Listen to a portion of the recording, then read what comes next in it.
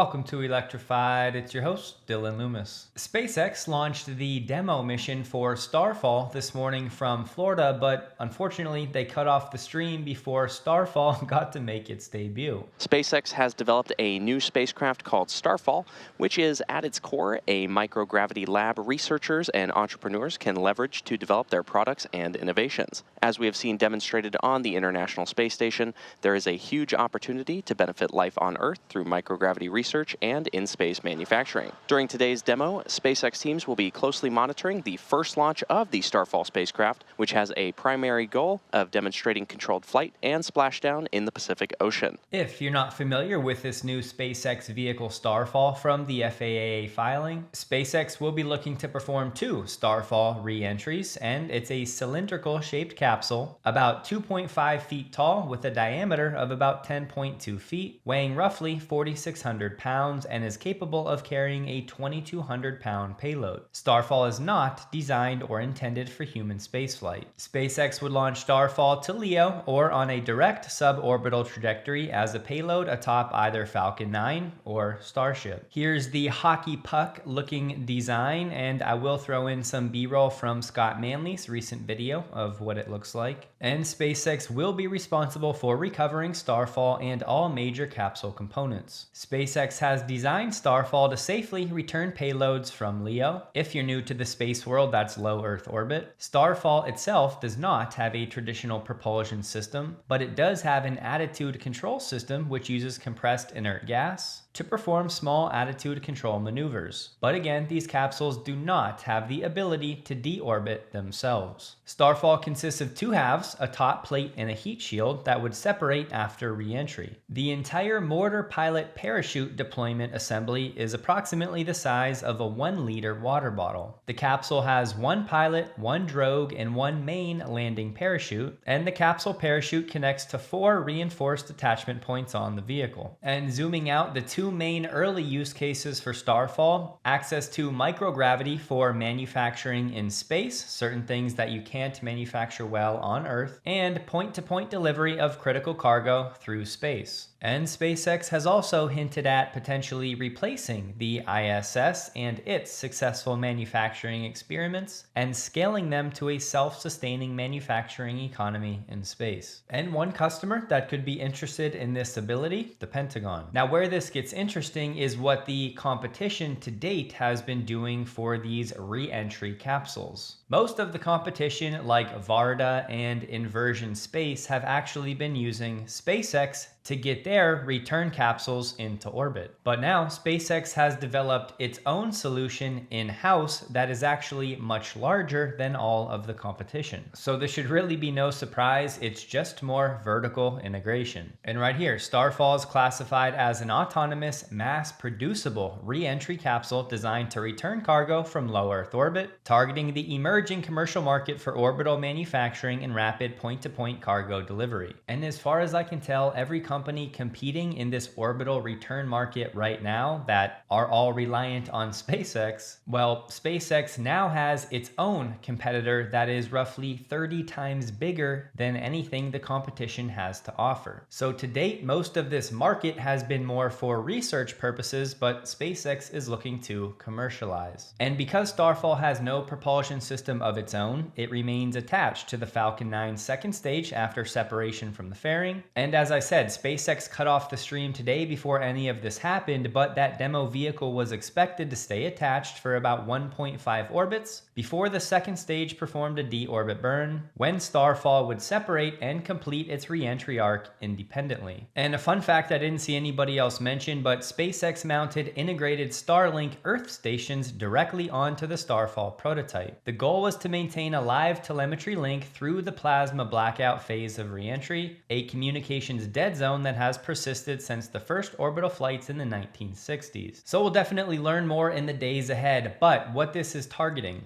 Some materials cannot be produced cleanly on Earth because gravity causes them to settle, separate, and deform during manufacturing. But in microgravity, think if you're in an elevator and the cables are cut where you're free falling, that feeling is microgravity. And there, those constraints disappear. And the early primary use cases for this orbital manufacturing: pharmaceuticals, advanced protein crystals, and semiconductors. And Varda, a SpaceX customer, in May of this year announced a partnership with United Therapeutics to process drug formulations for rare pulmonary diseases in microgravity, the first major publicly disclosed pharmaceutical contract in the orbital manufacturing sector. But to date, SpaceX has been very tight-lipped on Starfall, no announcement of pricing or commercial timelines or early customers. So for something like a pharmaceutical product, the raw materials and the manufacturing equipment that would ultimately be largely autonomous without a human in the loop would be loaded into Starfall. It's launched into orbit via Falcon or Starship. Then the Starfall capsule is deployed into orbit where it loiters and stays there. There, the manufacturing process would begin and largely would run autonomously. And when the production run's done, Starfall would re-enter and return the products. So if you're explaining it to somebody else, it's basically like a microgravity manufacturing platform and a return vehicle. And when it comes to these protein crystals, well, that's largely used for development of new treatment for disease. Researchers discovered they could produce higher quality protein crystals in microgravity than on Earth. And without getting too far into the weeds, growing these crystals in microgravity significantly improves the quality and allows for greater 3D resolution during analysis. And in one study, there was a growth of crystals that helped determine the structure of a target for anti-tuberculosis drugs. And just know, research from many countries is showing promise for creating medications and treatments for a variety of diseases. And in another 8K from SpaceX today, from that notes offering we talked about yesterday, they have raised $25 billion.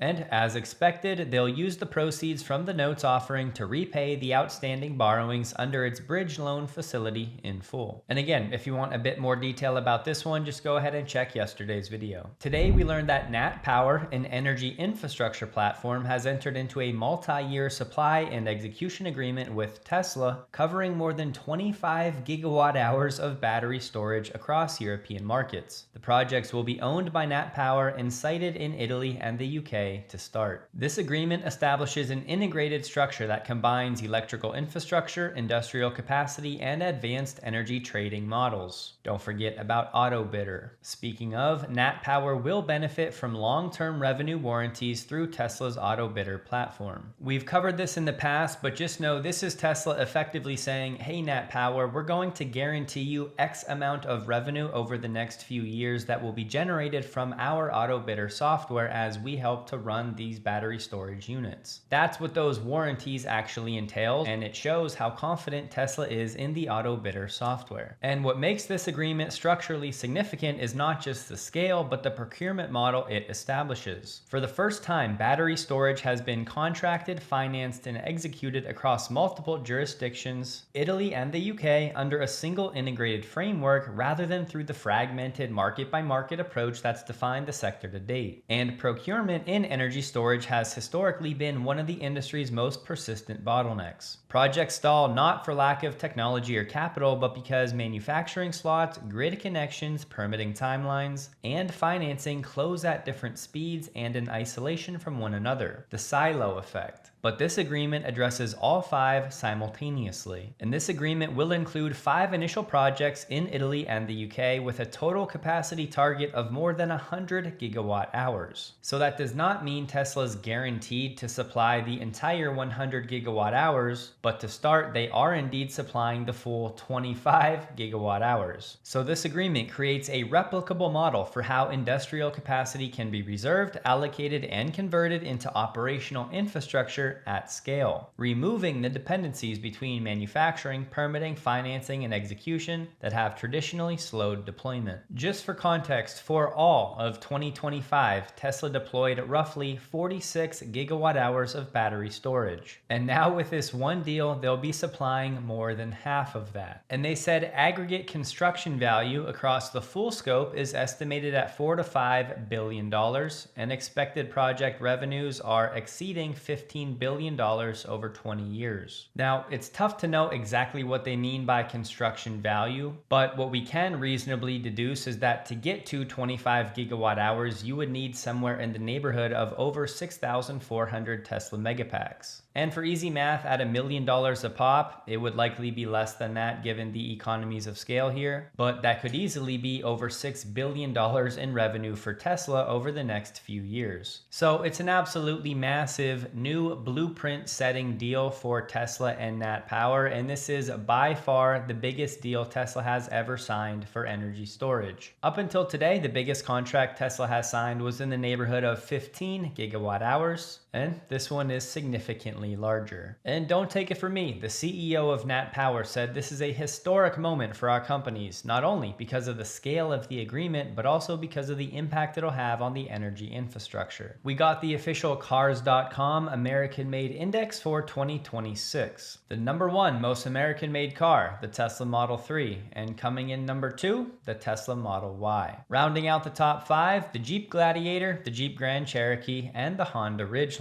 And notice how far I'm scrolling to find anything from Ford and or GM. The first one is the Ford Expedition at number 13. Still scrolling for GM, and there you have it. At number 25, the GMC Canyon. And just a note, heavy-duty trucks like the Cybertruck and the Rivian R1T do not get fuel economy ratings or more detailed assembly information, and thus do not make the list. And be sure to tell everybody in your network about this, because I'm guessing 90% of the general population still does not know these facts. Tesla's free supercharging competition is now live, and January next year, Tesla will celebrate 9 supercharger users. The prize, free supercharging for your Tesla for as long as you own it. Winners are determined by their use of the supercharger network throughout this year. If you want to learn more, I'll have this blog post linked below. Finland has chimed in when it comes to Tesla's supervised FSD and its approval, and the latest is that the official TCMV vote is now expected to take place October of this year. But member states like Finland can recognize the Dutch approval before the vote if they want. And in Finland, Traficom may decide whether to recognize the approval. They did say this approval would only be for Teslas with the latest gen hardware, and there are about 6,500 such vehicles in Finland. The system is considered to have significant potential to reduce accidents caused by humans and to make traffic flow more smoothly. Vehicles equipped with the system have also been able to manage challenging weather conditions, and the system does not even need to identify lane markings in order to operate. The system often makes safer decisions than a human driver, and its response capability in many situations is faster than that of a human. The overall view of the system is positive. But Traficom wants to ensure the driver is also able to monitor and intervene in the system's operation in Finnish road conditions, and to bear the responsibility that belongs to the driver. And there's plenty more in this article, nothing worth sharing in my opinion, but the TCMV will next discuss the FSD approval process on June 30th this year. It can't be ruled out that following this discussion, the approval will be supplemented or that some further changes will be made to it, which may also be reflected in the system's features. In short, an EU-wide solution can be expected in October this year, but Traficom is prepared to proceed on a faster schedule after the summer if the necessary information has been obtained. Today, a Chinese news source IT Home, which actually appears to be pretty legit, has said Tesla has begun collaborating with companies like Merle Automation and Asia Optical to advance the mass production of Optimus 3. Reports indicate Allied Automation primarily supplies harmonic reducers and joint modules for Optimus 3, and Allied Automation along with Shenzhen Kadali and Rayong are jointly producing these harmonic reducers, robot actuators, and other precision components. Since the project includes Kadali's existing factory, reports suggest it will soon enter mass production. Asia Optical is reportedly responsible for the eyes of robots, utilizing spherical and aspherical lens technology, and these new products are expected to enter mass production in the second half of this year and into next year. So I would say mass production is certainly not going to happen at Tesla for Optimus this year. That would be 2027 at the earliest, but I'm sharing because I do think think there is some signal here that Tesla is getting things sorted in the supply chain to begin low volume production later this year. And sometimes I like putting things like this out there because I know at least a few of you will go further down the rabbit hole with these companies like Allied Automation and Rayong and Asia Optical and so on. And I just have to say, I give everybody credit for sticking around through this season when things at Tesla seem to be very quiet on the two most important business lines, Robotaxi and Optimus. The latter that's effectively been a complete zero now for months. I'm just as excited as you for that silence to be broken, hopefully in the next few months. And it's tough when we have basically zero insight into the business line that's supposed to be worth around 80% of Tesla's future valuation, that being Optimus. We did get the new ACEA data for Tesla and the broader auto market. We'll just jump down to the EU, EFTA, and the UK, and that's where we'll find Tesla sales up 57% year over year, focusing on the time frame January through May. But as I have to keep calling out because not everybody is, this is comped over last year when Tesla was transitioning to the new Model 3 and Y. And as I keep pointing out, companies like Chery Auto are outselling Tesla on a raw unit basis. Year to date, they've sold over 4,000 more units than Tesla. And Chery Auto's up 316% year over year. We showed the Cybercabs on the test track in Austin from Joe Tetmeyer yesterday, and Dave asked, those vehicles already have high quality microphones and accelerometers. Can they automate their own noise, vibration, harshness, validation drives? To which Wes Morrill said, yes, this is happening. So I'm taking that to mean that Tesla has moved beyond all of the manual data gathering for NVH, meaning Tesla is autonomously collecting this audio and vibration data from the Cybercabs going along the test tracks in the real world, and then it's sending all of that information on its own back to the main hub for Tesla, where all of that information is then processed and synthesized, where Tesla is most likely using machine learning, again autonomously, to analyze all of that data and to quantify